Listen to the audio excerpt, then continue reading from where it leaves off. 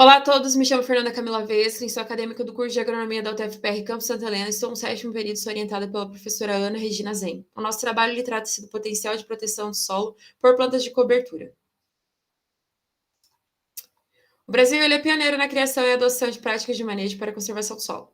Os três princípios que norteiam os sistemas de conservacionistas de produção são o não revolvimento do solo, cobertura permanente durante todo o período do ano e rotação de culturas. As plantas de cobertura têm finalidade de cobrir e proteger o solo em diversos fatores.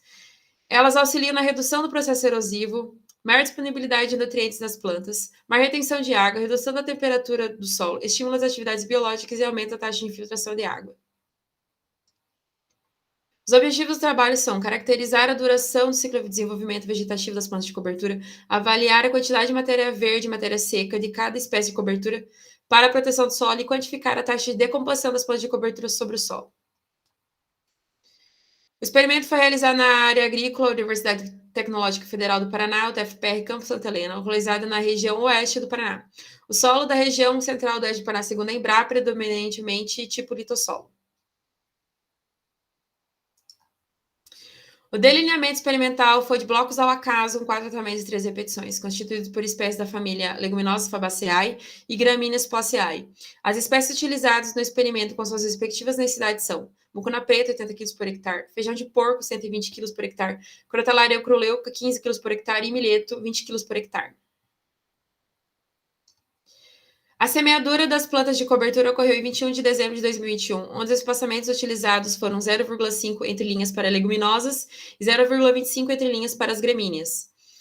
Acompanha-se o período de germinação da emergência, sendo necessária a realização da ressemeadura para milheto e crotalária, devido a uma seca que teve na região, e nós utilizamos metade da densidade inicial.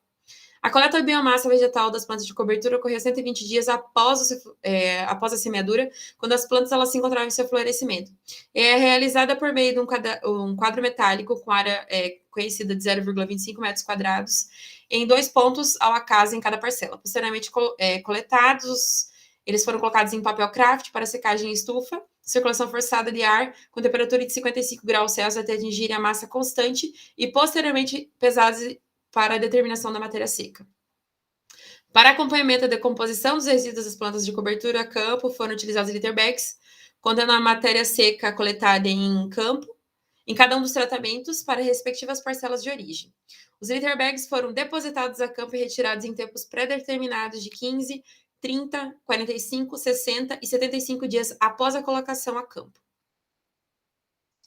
Aqui estão as fotos dos litter bags a campo, para determinar a taxa de decomposição. Os dados coletados foram organizados em planilha Excel e aplicados à análise de variância nova, e as medidas comparadas pelo teste de Tuck a 5% de significância, quanto às probabilidades de erro pelo programa computacional Gênesis. Como podemos observar na análise estatística desse quadro, dentre as espécies de cobertura testadas, a maior produção de matéria seca obtida foi com o uso de milheto e feijão de porco, com quantidades superiores a 14 toneladas. Nesta figura, encontra-se o material remanescente em cobertura de solo ao longo de 75 dias. O milheto, por exemplo, é uma espécie com potencial de permanência no solo com decomposição mais lenta que as demais, mantendo a superfície do solo 47% no período de acompanhamento, cerca de 7.078 quilos por hectare. Então, ele é uma espécie que fica com proteção no solo. E o resultado desse experimento é que as plantas de cobertura de verão, eles apresentam elevado potencial de aporte de matéria seca no solo, em especial milheto, feijão de porco e Crotalaria croleuca, com manutenção dos resíduos superiores a 4 toneladas por hectare de matéria seca remanescente sobre o solo após 75 dias de manejo. Agradecimento ao CNPq pelo auxílio financeiro e ao TFP Santa Helena, e a coordenação do curso de agronomia pela infraestrutura e apoio. Sou disponível para qualquer esclarecimento sobre o trabalho, e aqui estão as referências utilizadas para a apresentação. Obrigada.